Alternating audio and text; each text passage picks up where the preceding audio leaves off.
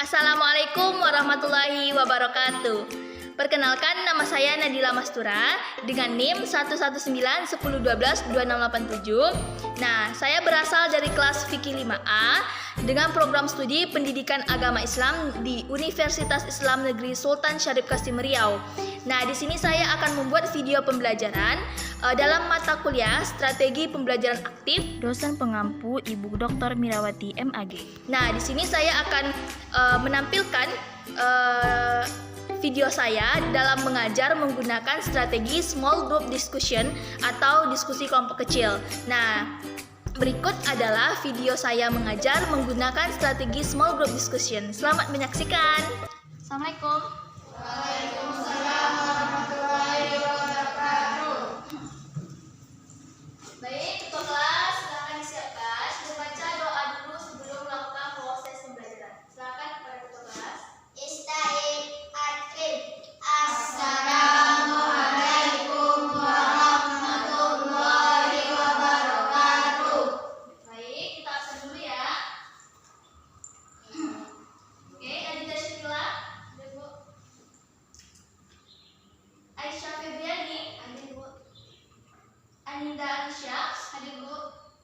Meldi, hadir Bu. Oke, semuanya hadir ya. Iya Bu.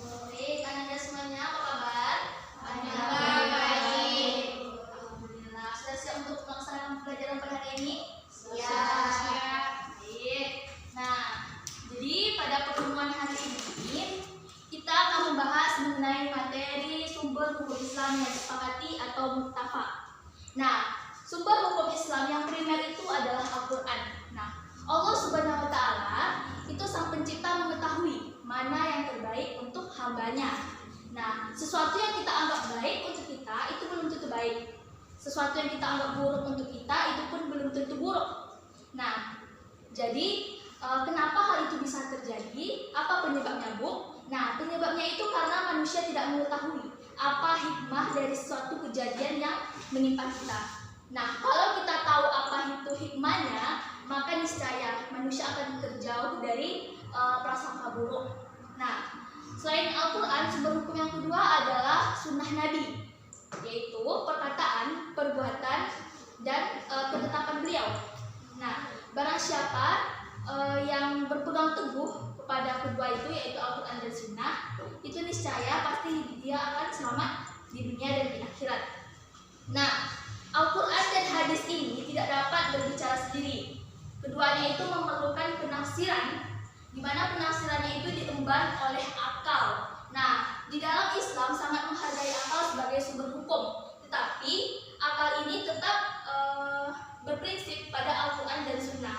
Jadi, kalau memang pikirannya itu sudah melenceng dari Al-Quran dan Sunnah, nah itu tidak bisa dijadikan sumber hukum. Nah, langsung saja, sumber hukum Islam yang disepakati itu ada 4. Yang pertama Al-Quran, Sunnah, Ijma, dan Qiyas. Nah, pada pembelajaran hari ini kita akan menggunakan metode small group discussion atau metode diskusi kelompok.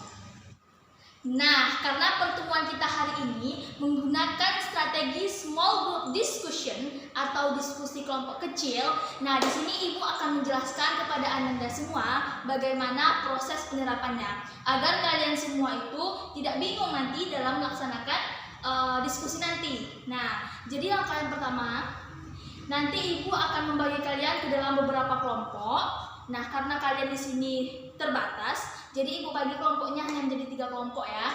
Nah, setelah itu nanti Ibu akan membagikan kepada kalian studi kasus untuk kalian diskusikan dengan teman sekelompok kalian.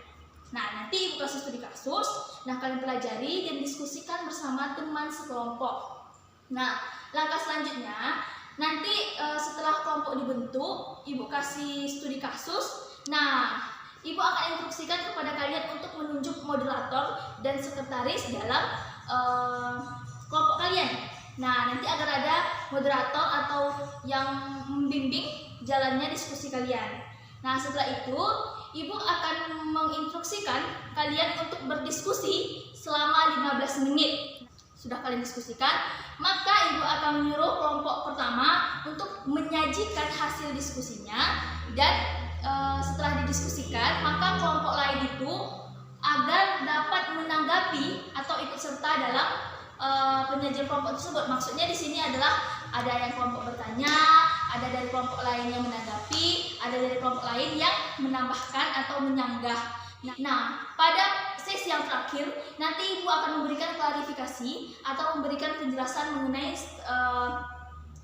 materi yang telah kalian diskusikan. Nah, baiklah, pada langkah pertama nanti Ibu akan membagikan kalian dalam beberapa kelompok. Tema kita hari ini adalah sumber hukum Islam yang disepakati. Nah, karena jumlah kita terbatas, kita bagi kelompoknya cuma 3 kelompok. Jadi kita membahas Al-Quran, Sunnah, dan Ijma. Yes, kita akan pelajari pada pertemuan berikutnya.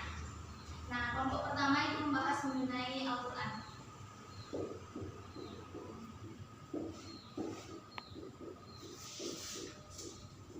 Baik, langsung saja Ibu bagi kelompoknya ya. Yang pertama ada Adinda,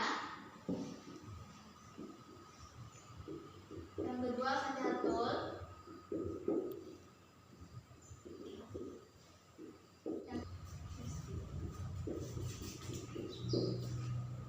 nah, Ibu sudah membagi kelompoknya dalam 3 kelompok. Silakan duduk per kelompok.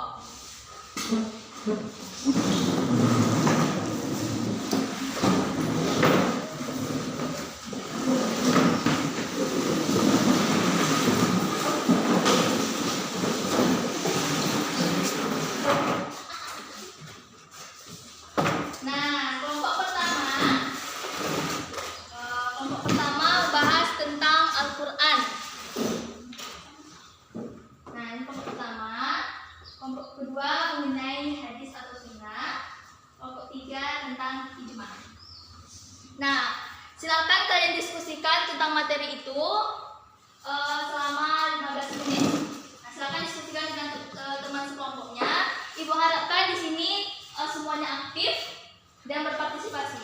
Jika ada teman-teman yang tidak aktif, itu dicatat ya. Dan nanti ditunjuk juru bicara dari kelompok masing-masing. Oke?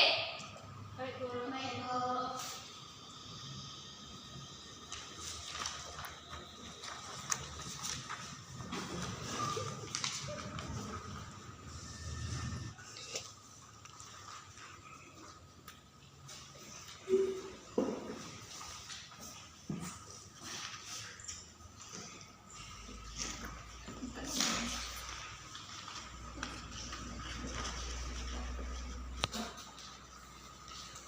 Nah, untuk silakan dilihat ya.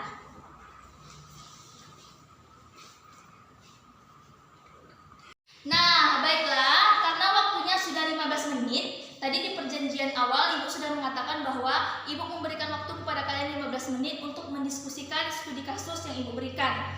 Nah, karena waktunya sudah 15 menit, dipersilakan kepada kelompok 1 untuk menyajikan hasil diskusinya, dan nanti kelompok lain tolong ya, ada yang menanggapi, ada yang menambahkan dan bertanya. Nah, silahkan dengarkan penyajian hasil dari kelompok 1. Kepada kelompok 1, moderatornya silahkan diambil alih. Assalamualaikum warahmatullahi wabarakatuh. Waalaikumsalam warahmatullahi wabarakatuh. Baiklah, kami dari kelompok 1 akan mempresentasikan materi dari kelompok kami, yaitu membahas tentang sumber hukum Islam yang disepakati, yaitu Al-Quran. Kepada teman kami dipersilahkan untuk mempresentasikannya.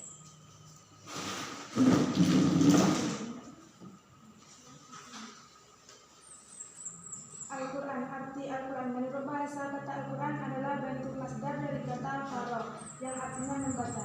Sedangkan menurut istilah, Al-Quran adalah firman Allah yang diturunkan kepada Nabi Muhammad SAW yang termaktub dalam mushaf-mushaf, lembaran-lembaran jilid-jilid yang disalin dengan jalan mutawatir yang membaca bernilai ibadah.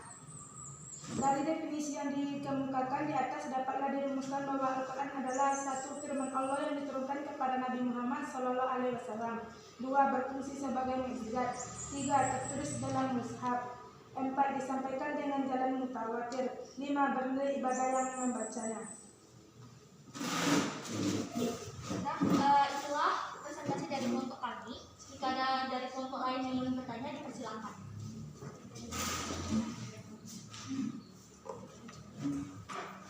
Izin bertanya, coba jelaskan maksud dari Al-Quran sebagai sumber hukum Islam. Baiklah, terima kasih pertanyaannya. Apakah dari kelompok lain ada yang ingin bertanya? Ada, kami dari kelompok 3 izin bertanya kepada kelompok penyaji, kenapa Al-Quran dijadikan pedoman hidup? Jelaskan alasannya. Oke, untuk penanya dari beberapa kelompok, berikan kami waktu untuk mendiskusikan jawaban dari pertanyaan-pertanyaan saudara sekalian. Baiklah, kami akan menjawab pertanyaan dari kelompok 2. Jelaskan maksud dari Al-Quran sebagai sumber hukum. A. Hukum yang berhubungan dengan masalah akidah. B. Hukum yang mengatur hubungan manusia dengan Allah secara lahiriah antara manusia dengan sesamanya dan dengan lingkungan sekitarnya. C. Hukum yang berhubungan dengan akhlak manusia.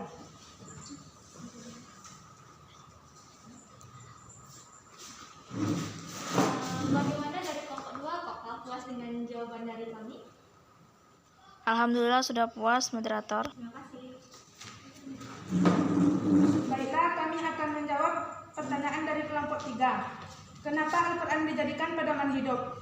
A. Al-Quran mengandung ringkasan ajaran ketuhanan yang pernah dimuat pada kitab sebelumnya. B. Al-Quran ditujukan kepada semua umat sepanjang masa.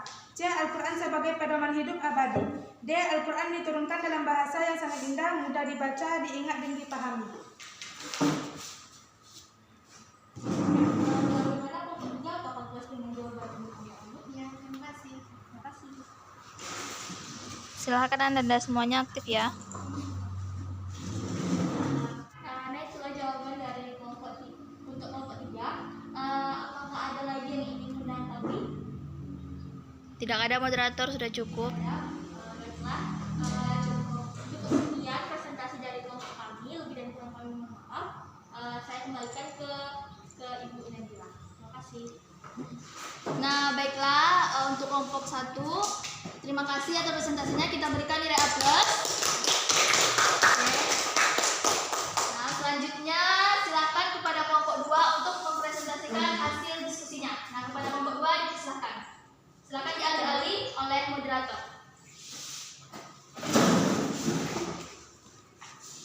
Assalamualaikum warahmatullahi wabarakatuh. Waalaikumsalam warahmatullahi wabarakatuh. Baiklah, kami dari kelompok 2 akan mempresentasikan hasil diskusi dari kelompok kami.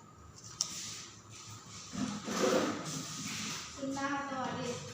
Dari segi bahasa, hadis artinya perjalanan, pekerjaan, cara, kabar, berita atau hal yang diberitakan turun-menurun. Adapun menurut istilah, hadis adalah perkataan Nabi Muhammad SAW, perbuatannya dan keterangannya, yaitu sesuatu yang dikatakan atau diperbuat oleh sahabat dan dikatakan oleh Nabi. Tiada tegurnya sebagai bukti bahwa perbuatan itu tiada terlarang hukumnya. Hadis atau sunnah Rasulullah adalah sumber hukum Islam yang kedua setelah Al-Quran. Untuk mengetahui lebih jauh tentang hadis atau sunnah, perlu kita mengetahui sejarah kebukuan hadis, yaitu hadis pada masa Rasulullah. Demikianlah presentasi dari kami. Jika ada yang ingin dipertanyakan, dipersilakan kepada setiap kelompok. Baiklah, kami ingin bertanya kepada kelompok 2. Apa fungsi sunnah terhadap Al-Quran? Kelompok selanjutnya ada yang ingin bertanya? Tidak ada, moderator. Akan menjawab pertanyaan dari kelompok 1, yaitu pertanyaannya, apa fungsi sunnah terhadap Al-Quran? Jawabannya, fungsi sunnah sebagai penguat hukum dalam Al-Quran. Dalam fungsinya ini, menurut hemat penulis sunnah melakukan takkid atau penguat atas hukum-hukum yang terkandung dalam Al-Quran dengan mempergunakan beberapa cara, diantaranya sebagai berikut. Pertama, menegaskan kedudukan hukumnya seperti dengan sebutan wajib, fardu, dan ungkapan yang sejenisnya. Yang kedua, memerintahkan segi-segi bahasa yang timbul sebagai efek dari suatu perbuatan. Demikianlah jawaban dari kami. Bagaimana kelompok pertama? Puas dengan jawabannya? Ada yang ingin menambahkan atau yang ingin bertanya lagi? Kami dari kelompok 3 izin menambahkan materi dari kelompok 2, yaitu fungsi Al-Quran terhadap sunnah. Yang pertama, memperkuat hukum dalam Al-Quran.